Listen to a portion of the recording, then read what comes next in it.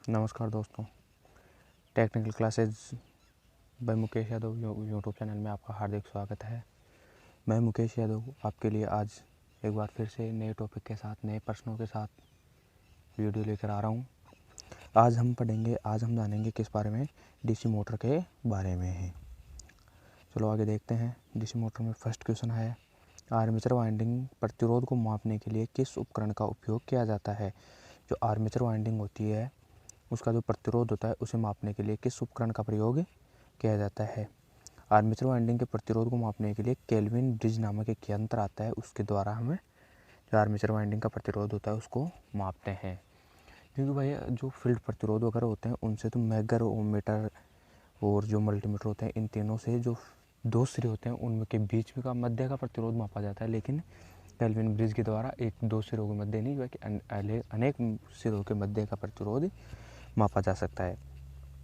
आगे देखो, शॉर्ट और ओपन सर्किट के लिए आर्मेचर वाइंडिंग का परीक्षण करने के लिए किस उपकरण का प्रयोग किया जाता है।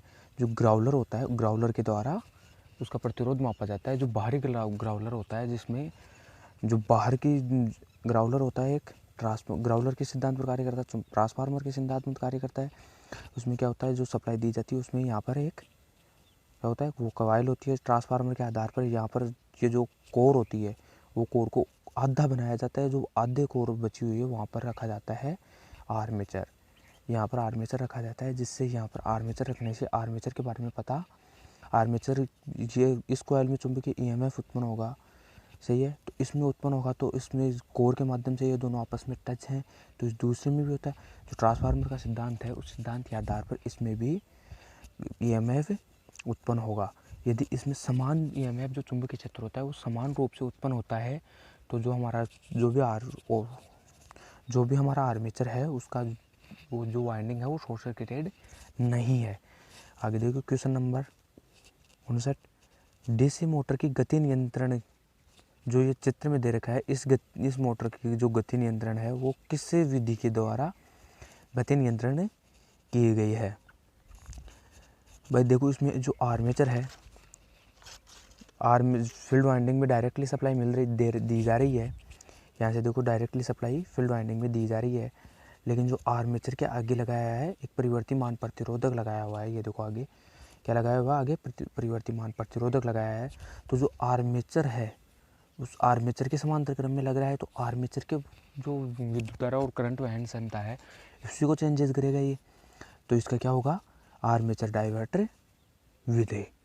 आगे देखो अगला क्वेश्चन देखो, डीसी फील्ड कॉइल के लिए किस वाइंडिंग तार का उपयोग किया जाता है। जो डीसी फील्ड वाइंडिंग होती है उसके लिए किस प्रकार के जो वाइंडिंग की जाती है उसके लिए किस तार का प्रयोग किया जाता है। इसके लिए किस तार का प्रयोग किया जाता है, तांबे का जो तार होता है तांबे के तार के लिए प्रयोग किया जाता है। आगे देखो, डीसी मोटर की गति की गणना करने के लिए किस सूत्र का प्रयोग किया जाता है। डीसी मोटर की गति की गणना करने के लिए किस सूत्र का प्रयोग किया जाता है, इसका कौन सा है, एन बराबर EB/φ। EB/φ जो चुंबकीय क्षेत्र है वो, और उसमें जो वोल्टेज इनपुट वोल्टेज दे रहे हैं वो टर्नों के जो राउंड के गति बराबर। ओके, आगे देखो 62वां क्वेश्चन, 4 पोल डीसी मोटर की आर्मेचर, 4 पोल डीसी मोटर की आर्मेचर में डुप्लेक्स लैप वाइंडिंग में कितने समांतर रास्ते होंगे। भाई देखो भाई, समांतर रास्ते या समांतर पथों का मतलब होता है उसमें जो ब्रश लगी होती हैं, ब्रश का कितने होंगे, जो कार्बन ब्रश लगी होती हैं वो कितनी होंगी। तो वो भाई डुप्लेक्स लैप वाइंडिंग है तो इसमें कितनी होंगी, इसमें 2 ही होती हैं। डुप्लेक्स लैप वाइंडिंग में कितनी होती है, हमेशा 2 रहती हैं, सही है। जो लैप वाइंडिंग होती है उसमें जितने पोल्स होते हैं उतनी ही क्या होती है, कार्बन ब्रशों की संख्या होती है। आगे देखो 63वां क्वेश्चन, डीसी मोटर में आर्मेचर के घूमने की दिशा कौन सा नियम निर्धारित करता है। कौन से नियम के आधार पर आर्मेचर जो राउंडिंग करता है, घूमता है, वो कौन से नियम के आधार पर घूर्णन करता है। तो ये कौन से फ्लेमिंग का जो बायां हाथ का नियम होता है उसके आधार पर राउंडिंग करता है आर्मेचर घूर्णन गति प्राप्त करता है। आगे देखो, डीसी मोटर का नाम क्या है जो चित्र में दिया हुआ है, इस डीसी मोटर का नाम क्या है? भाई ये फील्ड वाइंडिंग हो गई।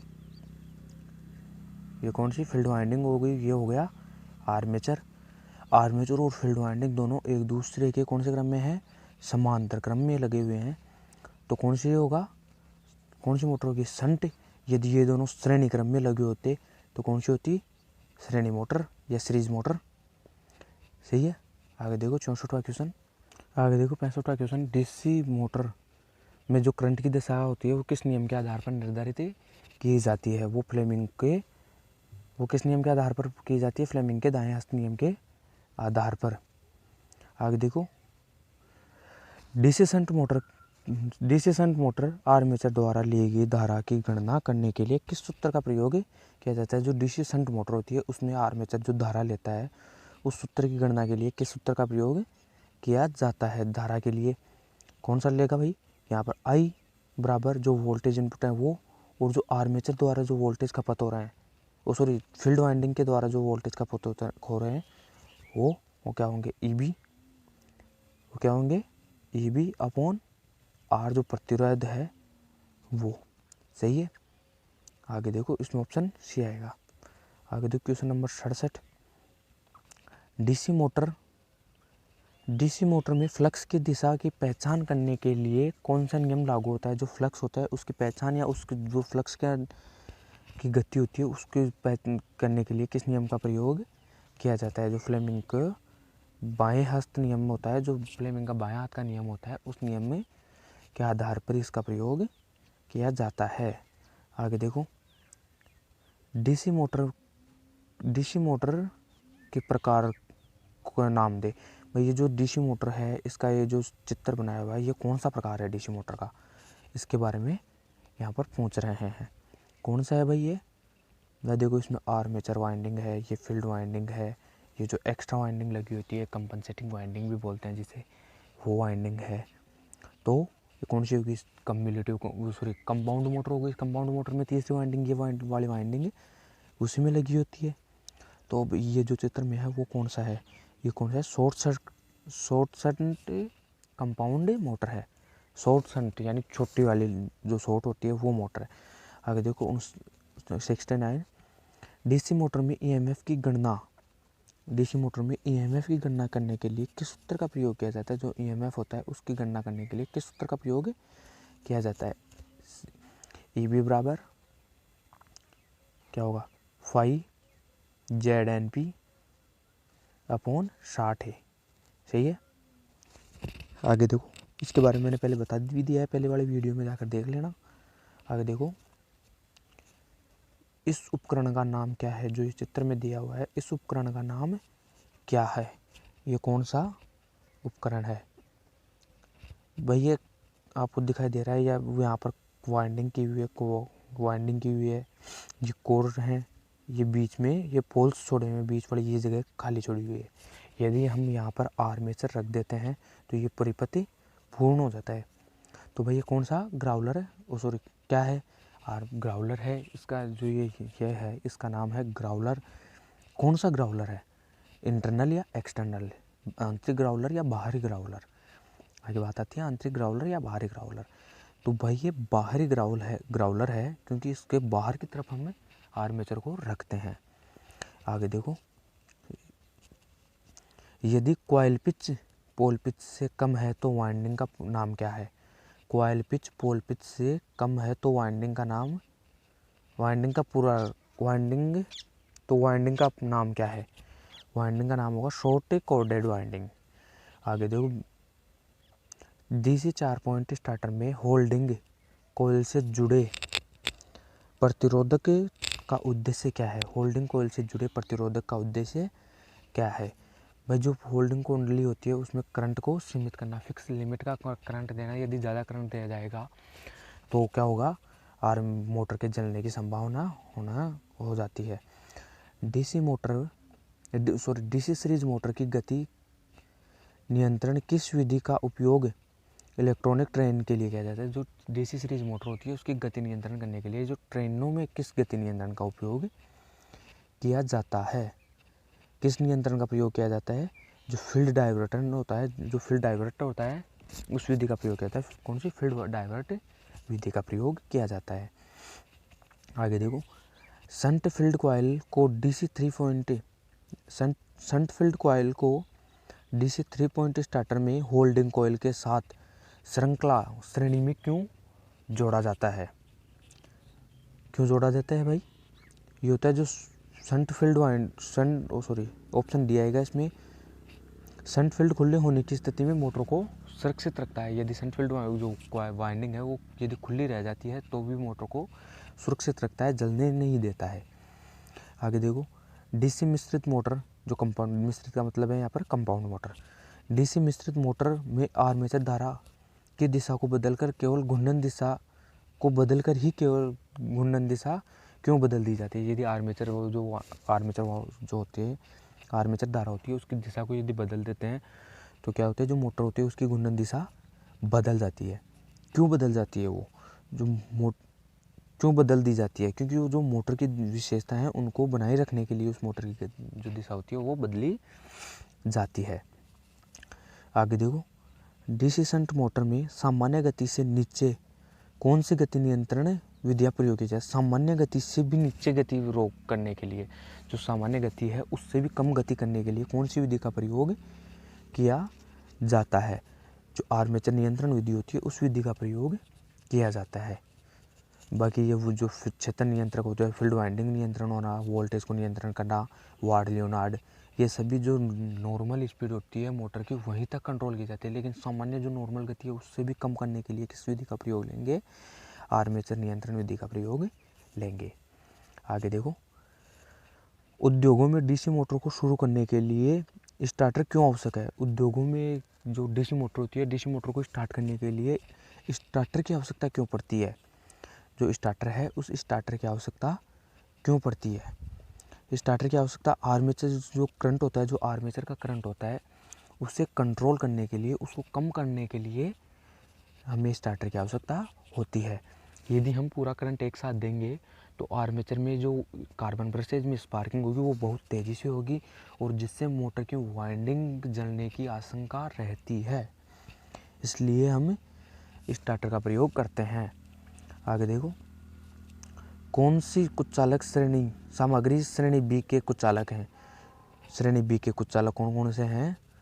जो बांस होता है वो श्रेणी बी के कुचालक में आता है। जो लकड़ी, बांस वगैरह जो भी होते हैं लकड़ी से संबंधित में, वो सभी श्रेणी बी में आते हैं, जो हमेशा मोटरों की वाइंडिंग वगैरह करने के काम में, जो वाइंडिंग होती है वहाँ पर काम में भी आते हैं ये। आगे देखो, श्रेणी एफ इंसुलेशन का तापमान क्या है? जो श्रेणी एफ का में आता है, जो इंसुलेशन आता है उसका तापमान क्या है? 155 डिग्री सेल्सियस होता है।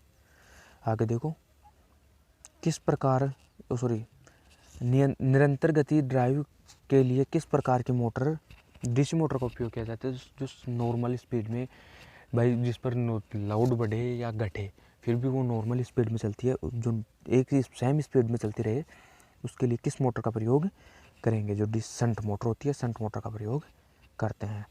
आगे देखो, लिफ्ट में किस प्रकार की डीसी मोटर का प्रयोग किया जाता है? भाई, जो लिफ्ट होती है, लिफ्ट में किस प्रकार की डीसी मोटर का प्रयोग किया जाता है? लिफ्ट में हमेशा जो डीसी कम्युलेटिव कंपाउंड मोटर होती है उसका प्रयोग, डीसी कम्युलेटिव कंपाउंड मोटर का प्रयोग किया जाता है।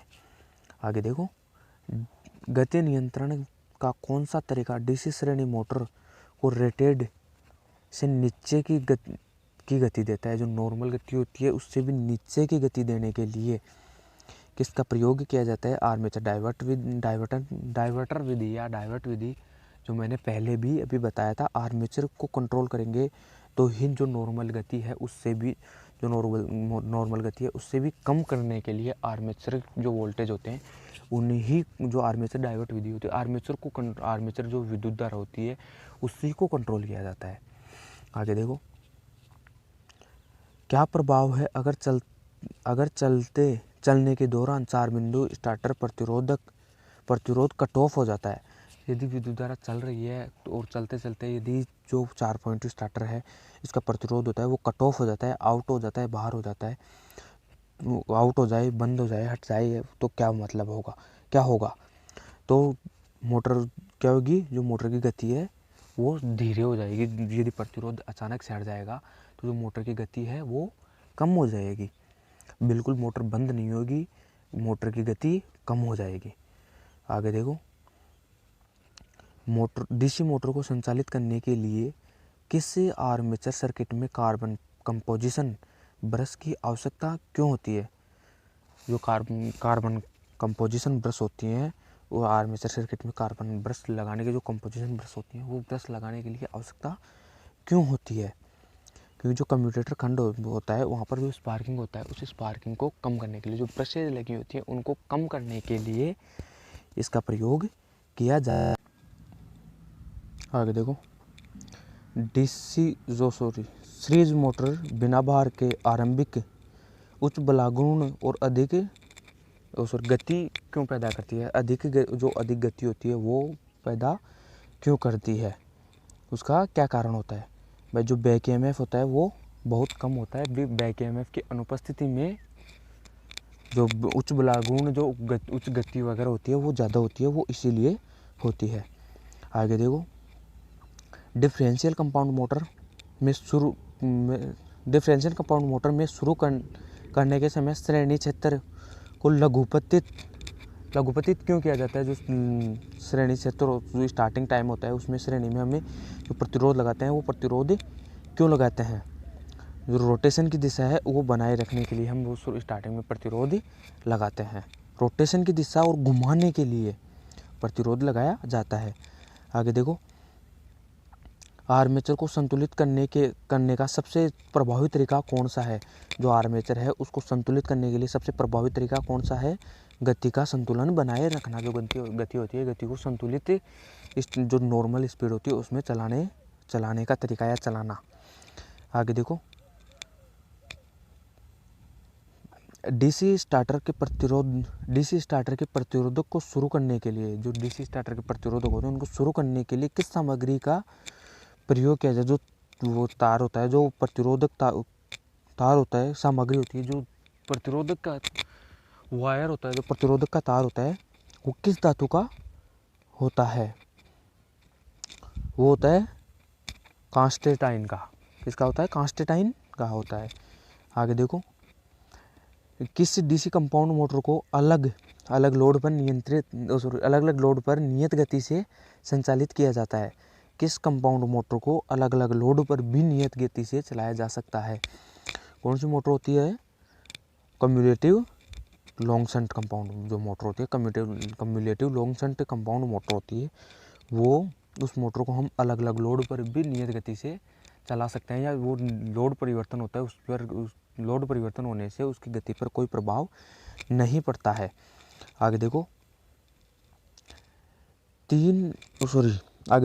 डीसी शंट मोटर के साथ 3 पॉइंट स्टार्टर में 9 वोल्ट कॉइल कैसे जुड़ा होता है। जो 3 पॉइंट स्टार्टर है उसमें जो 9 वोल्ट कॉइल है वो किस तरीके से, भाई 9 वोल्ट कॉइल उसमें श्रेणी में जुड़ा होता है या समांतर में जुड़ा होता है, वो कौन से क्रम में जुड़ा होता है। जो फील्ड वाइंडिंग होती है उसके श्रेणी क्रम में जुड़ा होता है। जो फील्ड वाइंडिंग होती है भाई, जो स्टार्टर होता है, स्टार्टर में जो प्रतिरोध होता है वो प्रतिरोध किसके क्रम में लगा होता है, वो हमेशा आर्मेचर के श्रेणी क्रम में लगा होता है। सही है।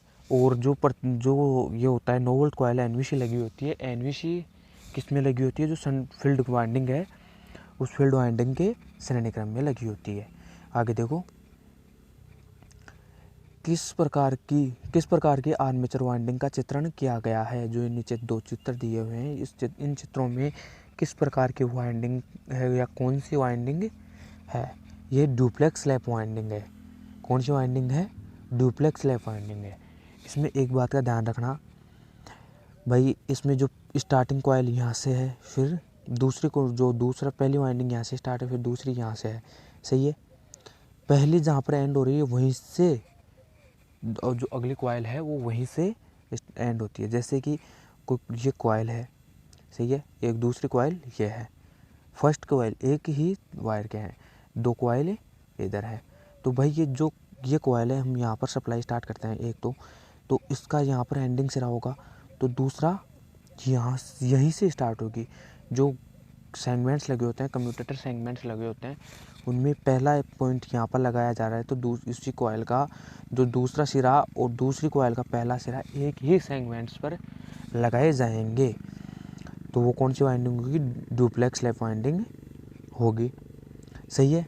आगे देखो अगला क्वेश्चन, आर्मेचर के लिए कौन सा जो चित्र है, आर्मेचर के लिए कौन सा ग्राउलर परीक्षण है? जो चित्र में दे रखा है ये कौन सा ग्राउलर परीक्षण है?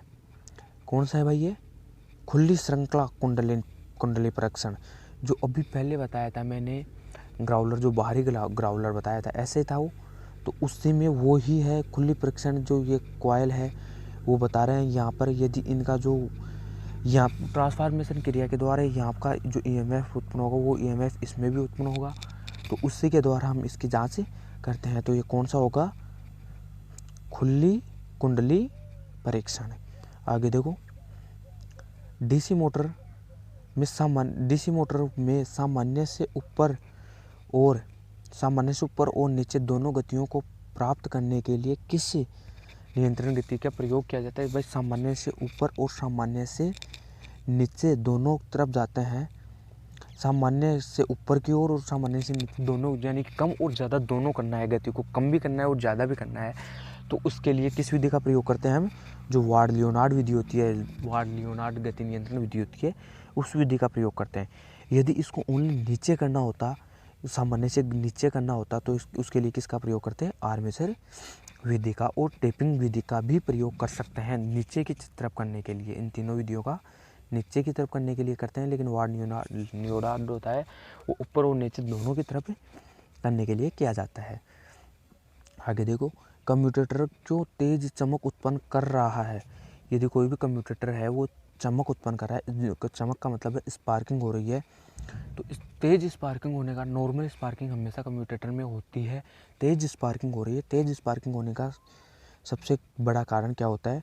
जो ब्रश है उसकी गलत स्थिति, जो कार्बन ब्रशेज लगा रखी हैं हमने वो गलत स्थिति में लगा रखी हैं, उन कार्बन ब्रशेज को सही स्थिति में लगाएं। आगे देखो, चल रही डीसी मोटर में प्रेरित ईएमएफ की क्रिया क्या है? जो मोटर चल रही है उसमें प्रेरित ईएमएफ की क्रिया क्या होगी? क्या ऑप्शन बी आएगा इसमें? जो लागू वोल्टेज का विरोध करता है, जो वोल्टेज लग रहे हैं उसका विरोध करेगी वही प्रेरित ईएमएफ होगा। जो वोल्टेज सप्लाई हम दे रहे हैं इसका विरोध करना ही प्रेरित ईएमएफ होगा। सही है। आगे देखो, यह किस मोटर की विशेषता है? जो एक चित्र दे रखा है ये किस मोटर की विशेषता है? यह हमेशा कम्युलेटिव कंपाउंड मोटर होती है, उसकी विशेषता है एक साथ नीचे की तरफ जो स्पीड है वो धीरे धीरे कम होना, एक साथ नहीं धीरे धीरे कम होना। लोड जैसे जैसे लोड बढ़ेगा वैसे वैसे मोटर की जो गति होती है वो धीरे धीरे कम होती है, एक साथ मोटर की गति स्लो नहीं होती। आगे देखो, 4 बिंदु स्टार्टर में होल्डिंग कॉइल से जुड़े प्रतिरोधक का उद्देश्य क्या होता है? जो 4 पॉइंट स्टार्टर होता है उसमें जो होल्डिंग कॉइल होती है उससे जुड़े प्रतिरोधक का क्या उद्देश्य होता है? जो एनवीसी है, एनवीसी में धारा की सीमा को कम करता है। जो एनवीसी 9 वोल्ट कॉइल है उसमें धारा होती है तो उसकी सीमा को कम करना, जो धारा चाहिए उसको उतनी ही सीमा में उतनी ही विद्युत धारा प्रदान करना। आगे देखो, डीसी श्रृंखला मोटर में फील्ड वाइंडिंग मोटी तार से वाइंडिंग की हो जाए। जो डीसी मोटर होती है उसमें जो श्रृंखला सीरीज वाइंडिंग होती है वो वाइंडिंग मोटे तार से क्यों की जाती है? उसका कोई क्या कारण होता है? जो लोड करंट होता है उसको, लोड करंट को ले जाने के लिए, जो लोड करंट होता है उसको एक स्थान से दूसरे स्थान की तरफ, यानी कि आर्मेचर वाइंडिंग तक पहुंचाने के लिए। सही है। आगे देखो, डीसी श्रृंखला मोटर की गति नियंत्रण किस प्रकार की गई है? जो ये चित्र दे रखा है इस चित्र में जो डीसी मोटर है इसकी गति किस प्रकार से नियंत्रित की गई है, क्या इसमें लगाया गया है और क्या नहीं? भाई इसमें जो क्षेत्र समानांतर विधि है इसमें, क्योंकि ये देखो यहाँ पर जो इसमें देखो प्रतिरोध है वो कहाँ पर लगाया है? क्षेत्र जो फील्ड वाइंडिंग है उसमें लगाया गया है। तो कौन सी होगी ये? क्षेत्र समानांतर विधि। आगे देखो, कतरनी मशीनों के लिए कौन सी प्रकार की डीसी मोटर उपयुक्त होती है? जो डीसी मोटर होती है वो किस प्रकार की डीसी मोटर, जो कतरनी मशीनें जो हमें मशीनों में काम में लेते हैं, काटने के काम में जो मशीनों में लेते हैं, जो मोटर काम में लेते हैं, वो किस प्रकार की मोटर होती है? किस प्रकार की मोटर होती है? वो कम्युलेटिव कंपाउंड मोटर होती है ना भाई। आगे देखो, कहाँ डीसी मोटर मिश्रित मोटरों को प्राथमिकता दी जाती है? जो डीसी कंपाउंड मोटर होती हैं उन मोटरों को किस जगह पर ज़्यादा प्राथमिकता दी जाती है, यानी कि ज़्यादा काम में किस जगह पर ली जाती हैं? जहाँ पर अलग अलग लोड की आवश्यकता हो, नियत गति पर लोड परिवर्तित होता रहता हो और नियत गति हो। मैं हमें स्पीड की जो स्पीड है वो फिक्स है ये, और लेकिन लोड परिवर्तन होता रहता है, उस जगह पर हमें इस प्रकार के मोटरों की आवश्यकता होती है। जो कंपाउंड मोटर होती हैं उनकी आवश्यकता पड़ती है। आगे देखो, डीसी मोटर के लिए स्टार्टर की आवश्यकता क्यों होती है? जो डीसी मोटर होती है उसके लिए स्टार्टर की आवश्यकता क्यों होती है? स्टार्टर की आवश्यकता पड़ने का सबसे अहम कारण होता है जो आर्मेचर करंट है उसको कंट्रोल करना है, उस आर्मेचर करंट को लिमिट में करना, कंट्रोल करना। आगे देखो क्वेश्चन, आर्मेचर वाइंडिंग का परीक्षण करने के लिए किस प्रकार के उपकरण का प्रयोग किया जाता है? जो आर्मेचर वाइंडिंग होती है उसका परीक्षण करने के लिए किस प्रकार के यंत्र का प्रयोग किया जाता है? जो ग्राउलर होता है उस ग्राउलर का प्रयोग किया जाता है। आगे देखो, 3 पॉइंट स्टार्टर के होल्डिंग कॉइल को शंट फील्ड के साथ श्रृंखला में क्यों जोड़ा जाता है? 3 पॉइंट स्टार्टर के होल्डिंग कॉइल को शंट फील्ड के साथ श्रृंखला में क्यों जोड़ा जाता है? इसका जोड़ने का कारण होता है जो उच्च गति से मोटर की रक्षा करना है। जो मोटर की स्पीड ज़्यादा हो जाती है तो उसको रोकना या स्लो करना। आगे देखो, किसी यौगिक मोटर की विशेषताओं के बिना DOR बदलने के लिए सबसे अच्छी विधि क्या है? DOR बदलने के लिए सबसे अच्छी विधि क्या है? इससे सबसे अच्छी आर्मेचर धारा की दिशा को बदले। आर्मेचर धारा के जो धारा दे रहे हैं हम, आर्मेचर में इनपुट धारा देते हैं, उसकी दिशा को बदलते हैं। आगे देखो, 3 पॉइंट स्टार्टर में छत्र के साथ श्रृंखला में जुड़े NVC का उद्देश्य क्या होता है? जो छत्र जो होता है फील्ड वाइंडिंग होती है, फील्ड वाइंडिंग के साथ हम जो NVC जोड़ते हैं उसका उद्देश्य क्या होता है? गति में वृद्धि को रोकने के लिए, जो गति होती है उसको वृद्धि कम या ज़्यादा होती है उसको रोकने के लिए हम NVC का प्रयोग करते हैं। आगे देखो, भारी भार के अचानक भारित करने के लिए किस प्रकार की डीसी मोटर का उपयोग किया जाता है? कम्युलेटिव कंपाउंड मोटर का प्रयोग किया जाता है। खाद्य मिश्रण मोटर्स में किस गति नियंत्रण का उपयोग किया जाता है? जो खाद्य पदार्थों को मिश्रण करने के लिए मोटर प्रयोग की जाती है, उस मोटर को गति कंट्रोल करने के लिए, गति को रोकने या कम या ज़्यादा करने के लिए किस विधि का प्रयोग किया जाता है? वो कौन सी विधि होती है भाई? जो श्रृंखला टेपिंग होती है। सीरीज फील्ड वाइंडिंग में टेपिंग निकालकर टेपिंग्स की द्वारा किया जाता है। आगे देखो, कौन सी गति नियंत्रण प्रणाली शून्य से सामान्य से अधिक गति को आसान रूप से बदलता है? जो सामान्य से कम और सामान्य से ज़्यादा गति को परिवर्तित करता है, कम और ज़्यादा दोनों करना, वो कौन सा होगा? वार्ड लियोनार्ड सिस्टम में या वार्ड लियोनार्ड विधि में।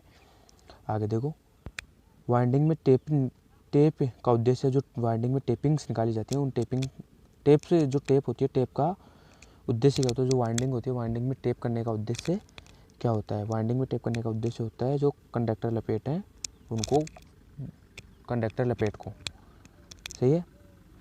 आगे देखो, किस प्रकार के डीसी आर्मेचर फ्रंट पिच के पीछे की पिच से अधिक होता है? फ्रंट पिच जो YF होता है वो YB से अधिक होता है। किस प्रकार के डीसी आर्मेचर होता है? डीसी आर्मेचर में किस प्रकार के आर्मेचर में होता है? YF YB के पीछे अधिक होता है। कौन सा होता है ये? रिट्रोग्रेसिव जो वाइंडिंग होती है वहाँ पर होता है। आगे देखो, VA रेटिंग के लिए कोर सामग्री के क्रॉस सेक्शनल क्षेत्र का क्या काम करता है? जो VA रेटिंग के लिए जो कोर सामग्री के क्रॉस होते हैं सेक्शनल क्षेत्र को क्या काम करता है, क्या काम करता है ये? जो उच्च मिश्र धातु की चादर होती है, उच्च मिश्र धातु की चादर होती हैं, उनको करता है। आगे देखो, 4 पोल 4 ध्रुव डीसी मोटर में आसन ध्रुवों के विपरीत ध्रुवता कैसे प्राप्त करें? 4 ध्रुव डीसी मोटर में आसन ध्रुवों के विपरीत ध्रुवता कैसे प्राप्त करें? विपरीत ध्रुवता प्राप्त करने के लिए जो धारा का प्रवाह है उसकी अलग दिशा में बनाना पड़ता है। जो धारा का प्रवाह होता है उसको अलग दिशा में परिवर्तित करना पड़ता है। आगे देखो, 4 ध्रुव डीसी मोटर में आसन ध्रुवों के विपरीत ध्रुवता कैसे प्राप्त की जाती है? जो ध्रुवों की विपरीत ध्रुवता होती है वो किस तरीके से प्राप्त की जाती है? जो धारा का प्रवाह है उसकी दिशा को बदलने पर, या जो धारा की दिशा है उसको परिवर्तित कर देते हैं तो हो जाती है। आगे देखो, रिवाइंडिंग प्रक्रिया में यह प्रक्रिया कौन सी है? जो ये रिवाइंडिंग कर रहे हैं, जो ये चित्र में दे रखा है, यह प्रक्रिया कौन सी है? सही है। आगे देखो, इसमें ये क्या कर रहा है? जो ये काम वो कर रहे हैं यहाँ पर, जो इसमें काम हो रहा है वो क्या काम है? वो जो वाइंडिंग वेज होते हैं उन वेजों को सफाई किया जा रहा है या हटाया जा रहा है। सही है। आगे देखो, वाइंडिंग में उपयोग की जाने वाली कौन सी कुचालक सामग्री एक अत्यधिक गैर हिग्रोस्कोपिक, मतलब नमी को न सोखने वाली, जो नमी होती है उसको नहीं सोखने वाली और अच्छी विद्युत शक्ति रखने वाली कौन सी धातु है? अधिक विद्युत शक्ति अधिक रखती है, और लेकिन जो वो होता है, क्या होता है, जो नमी होती है नमी को नहीं सोखती है, वो कौन सी धातु है? कुचालक धातु कौन सी है? ये कौन सी धातु है? जो मिलीनेक्स पेपर होता है वो होता है। सही है। आगे देखो, किस प्रकार के आर्मेचर वाइंडिंग का चित्रण किया गया है? जो ये आर्मेचर वाइंडिंग है जो ये चित्र में दे रखा है, ये कौन सी वाइंडिंग है? ये कौन सी वाइंडिंग है भाई? जो प्रगतिशील लेप वाइंडिंग होती है वो वाइंडिंग है, प्रगतिशील लेप वाइंडिंग है। आगे देखो,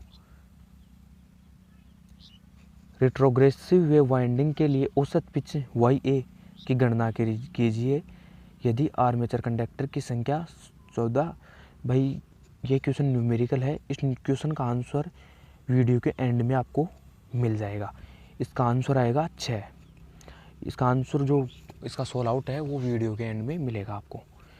आगे देखो, प्रतिक्षेप के बाद आर्मेचर के लिए किस प्रकार का परीक्षण चित्रित किया गया है?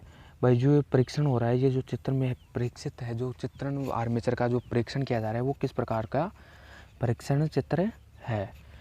जो लघुपतित कुंडलन परीक्षण होता है, लघुपतित कुंडलन परीक्षण यानी कि जो आर्मेचर की कॉइल हैं वो सही है या खराब हो चुके हैं, उनका परीक्षण है। आगे देखो, वार्निश से पहले नए रिवाउंड आर्मेचर को गर्म क्यों किया जाता है? जो नया आर्मेचर होता है उसको वार्निश डालने से पहले उसको गर्म करते हैं। गर्म क्यों किया जाता है? गर्म करने का कारण क्या होता है? इसमें जो नमी होती है, नमी को बाहर निकालने के लिए इसको गर्म किया जाता है। आगे देखो, डीसी कंपाउंड मोटर में घूर्णन दिशा कैसे बदलती है? जो डीसी कंपाउंड मोटर होती है उसकी घूर्णन दिशा बदलने के लिए क्या करते हैं हम? आर्मेचर धारा की दिशा बदल देते हैं।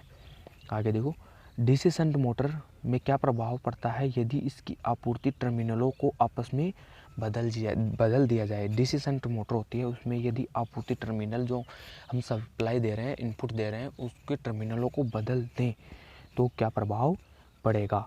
मोटर है वो एक ही दिशा में, सेम दिशा में चलेगी। सही है। जो जिस दिशा में ऑलरेडी चल रही थी, यदि दोनों बदलते हैं तो वो उसी दिशा में चलेगी।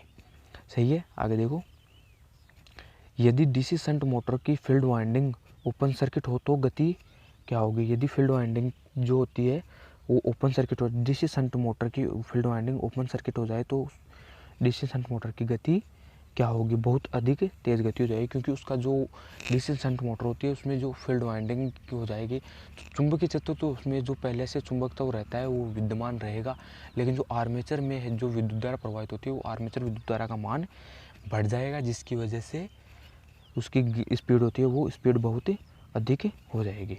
आगे देखो, शून्य भार से पूर्ण भार में डीसी शंट मोटर की गति कम होने का कारण क्या है?